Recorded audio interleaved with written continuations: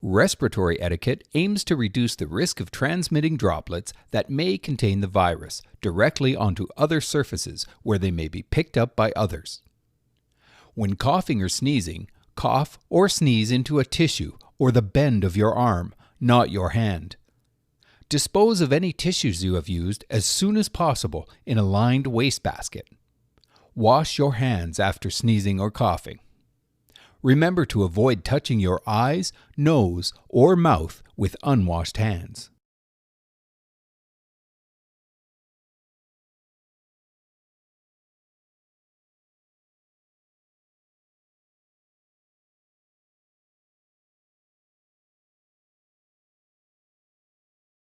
The Public Health Agency of Canada recommends that individuals maintain a distance of 2 meters, or 6 feet, from other individuals to prevent the spread of COVID-19.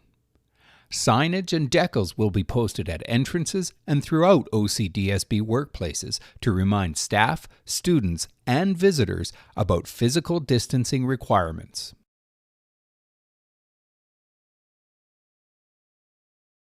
Signs like this will be posted at various locations in the workplace to remind people to maintain physical distance.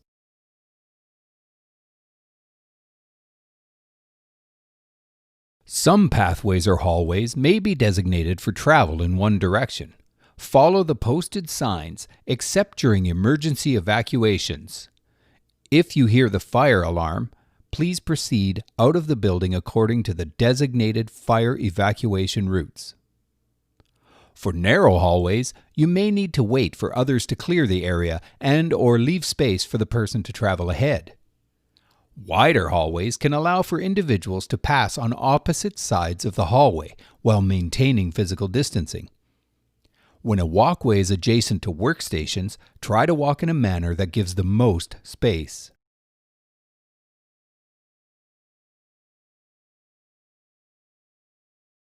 Physical distancing in administrative settings may be accomplished by using partitions and barriers that extend to the top of the person's head, reorienting or rearranging desks, tables, and chairs where possible, conducting meetings virtually where possible, restricting the number of individuals in an office space at one time, and staggering office and school supply delivery times.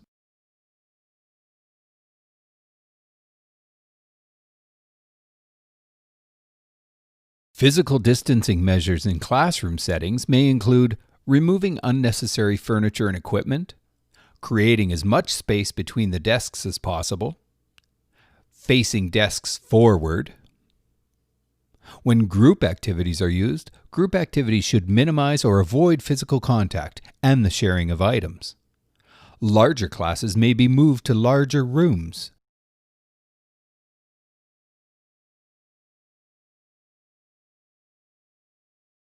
Physical distancing in washrooms may mean a reduced number of individuals will be allowed in the washroom at any one time, and/or a urinal, stall, or sink may be closed to facilitate physical distancing in multi-stall washrooms.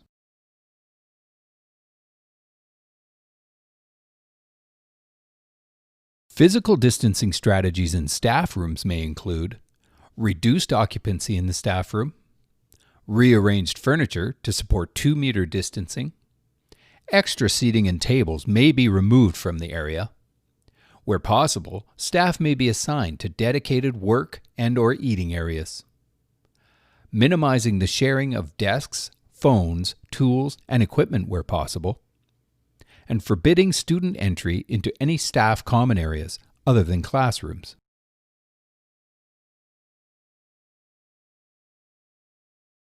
In order to ensure that physical distancing can be maintained, groups of people should not be allowed to congregate in common areas. Transition times for classes and staff break periods should be staggered.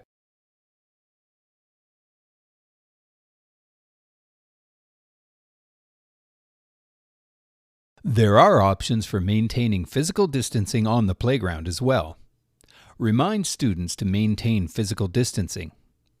Arrange for students to remain with their class or cohort in assigned areas on the playground, and with staggered access times to the playground or schoolyard area. Remind students to refrain from playing contact sports.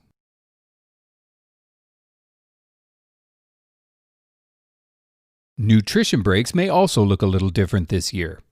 Elementary students will remain with their cohorts in their classroom at their assigned seating for nutrition breaks. Recess and nutrition breaks will be staggered to facilitate physical distancing.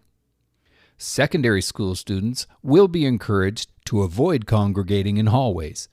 Students will also be encouraged to eat lunch in the same classroom where appropriate.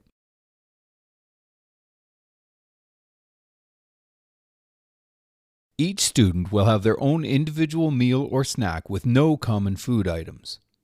Each student will be required to bring their own drink bottle that is labeled, kept with them during the day, and not shared.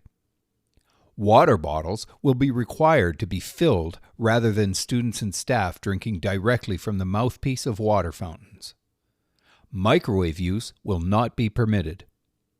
Multi-use utensils will be cleaned after each use. Schools will not plan non-instructional activities that involve students in preparing or serving food.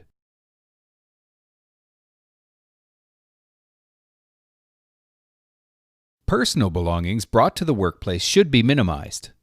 Personal items being brought to school by students should be labeled and remain with the student.